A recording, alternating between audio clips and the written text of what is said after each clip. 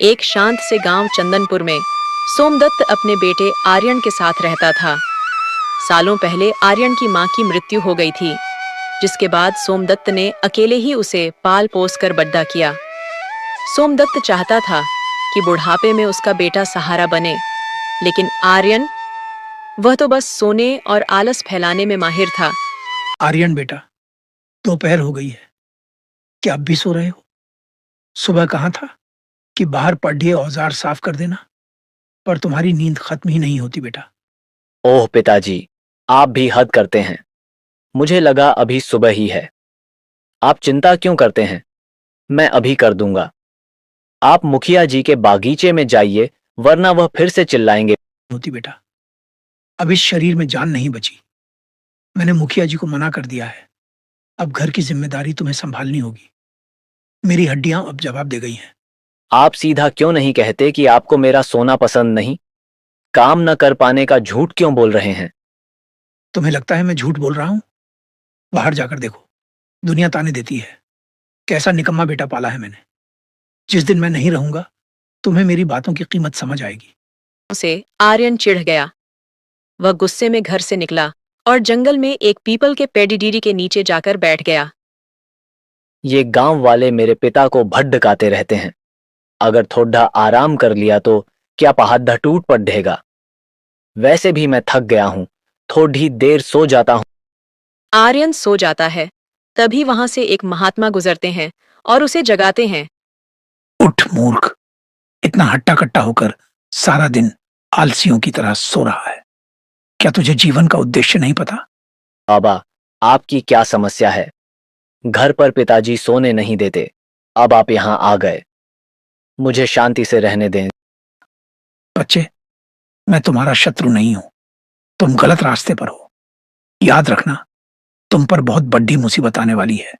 अगर अब भी नहीं संभले तो भारी कीमत चुकानी पड़ेगी बेटा। ये बाबा, मुझे डराइए मत, मैं देख लूंगा। आर्यन ने महात्मा की चेतावनी को अनसुना कर दिया, लेकिन समय अपनी चाल चल रहा था।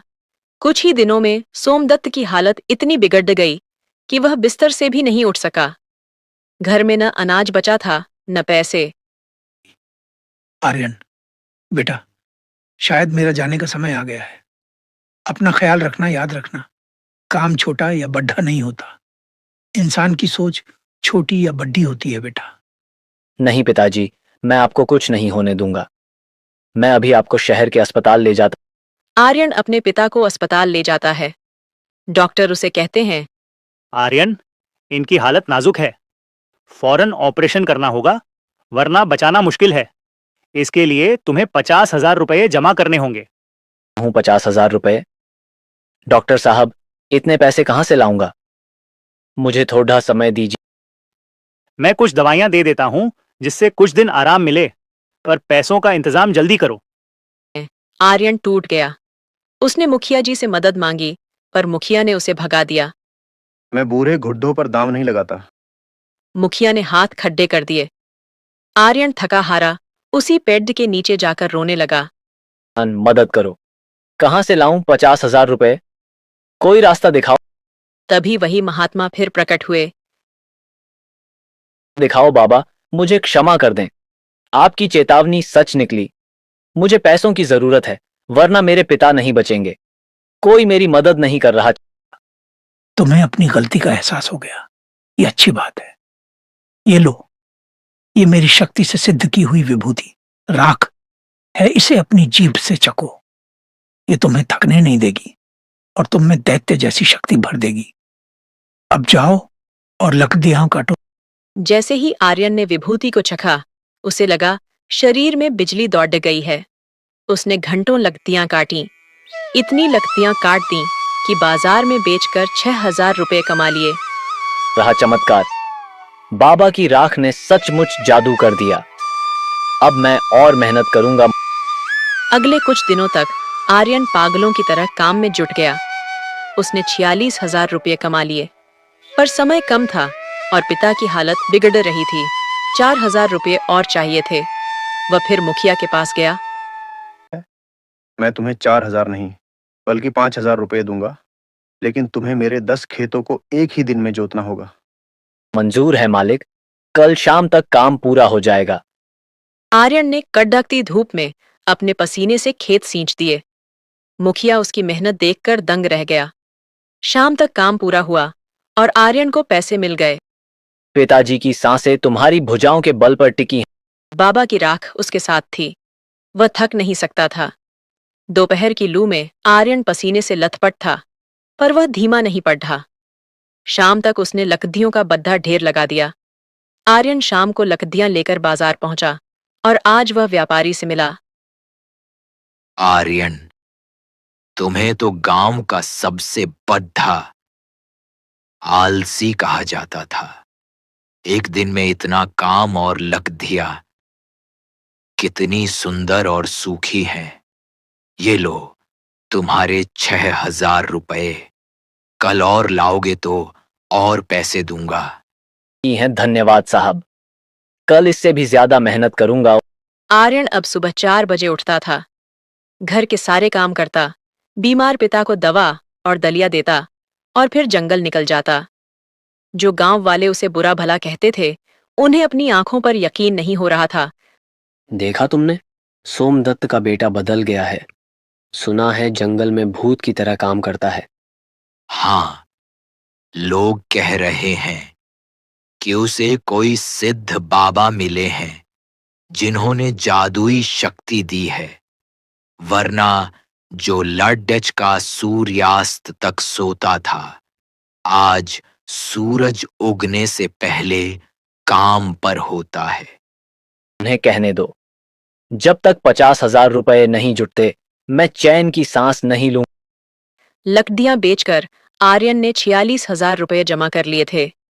पर अब वक्त खत्म हो रहा था। डॉक्टर ने कहा था कि अगर अगले 2 दिनों में ऑपरेशन नहीं हुआ तो शरीर में जहर फैल जाएगा। आर्यन को 4,000 रुपये की सख्त जरूरत थी। आर्यन फिर मदद के लिए मुखिया के पास गया। आओ आर्यन, सुना है तुम बद्धे कर्मठ हो गए हो। क्या चाहिए? पैसे? जी मालिक, बस 4,000 रुपए कम पड़ी डीडीएच रहे हैं। मेरे पास समय नहीं है। आप मुझे ये पैसे दे दीजिए। मैं उम्र भर आपके यहाँ काम करूंगा। गुलामी की जरूरत नहीं। मेरा एक और खेत निकाल दो। मेरे 10 खेत बंजर पड्डे हैं जो मिट्टी और पत्थर जैसे सख्त हो चुके हैं। अगर तुमने कल सूर्यास्त से पहले पूरा खेत जोत दिया तो तुम मेरा बैल भी ले जाना। अगर ऐसा किया तो मैं तुम्हें 5,000 रुपये दूंगा। मंजूर है? मंजूर है मालिक, कल शाम तक काम हो जाएगा। दोपहर तक आर्यन की हिम्मत टूट रही थी। उसके हाथों से खून निकल रहा था। मेरे हाथ जवाब दे रहे हैं। प्यास से गला सूख रहा है। बाबा, क्या आपकी राख का असर कम हो रहा है? नहीं, मैं हारना नहीं चाहता। आर्यन, तैयार रहना अपने पिता का चेहरा। याद करो आर्यन, उनकी कमजोर आवाज याद करो। सूर्यास्त का समय हुआ। मुखिया खेत पर आया। उसकी आंखें फटी की फटी रह गईं। पूरा खेत जोता जा चुका था। यह असंभव है। एक लड़के ने 10 आदमियों का काम एक दिन में कर दिया। ये लो तुम्हारे पैसे आर्यन। तुम इंसान नहीं बल्कि जिन्न हो। उसने पैसे उठाए और सीधा अस्पताल की ओर भागा। डॉक्टर साहब, ये रहे 51,000 रुपए। एक एक रुपया मेरी मेहनत का है। अब मेरे पिता को बचा लीजिए। शाबाश आर्यन, तुम्हारी मेहनत रंग लाएगी। हम अभी ऑपरेशन शुरू करते हैं। ऑपरेशन शुरू होता है।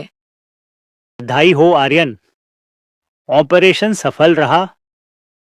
तुम्हारे पिता अब खतरे से बाहर हैं। सच कहूं तो उनके जीने की इच्छा और तुम्हारी मेहनत ने चमत्कार कर दिया। अगर थोड़ी भी देर होती तो हम उन्हें खो देते। ये आपका बहुत शुक्रिया डॉक्टर साहब। क्या मैं उनसे मिल सकता हूँ? कुछ दिन ऐसे ही बीत जाते हैं। अब आर्यन अपने पिता के साथ घर आता है। ये बेटा, मैं अभी जीवित हूं। मैंने सोचा था कि तुमसे फिर कभी नहीं मिल पाऊंगा मेरे बच्चे। पिताजी, आपको कुछ नहीं होगा। अब आपका बेटा बदल गया है। मैंने आपके इलाज के लिए पैसे कमाए हैं। अब आपको कभी मुखिया की बातें नहीं सुननी पड़ेंगी नहीं पिताजी। आपकी डांट ने ही आज मुझे इंसान बनाया है, वरना मैं तो आज भी किसी पेट डीएच के नीचे सो रहा होता।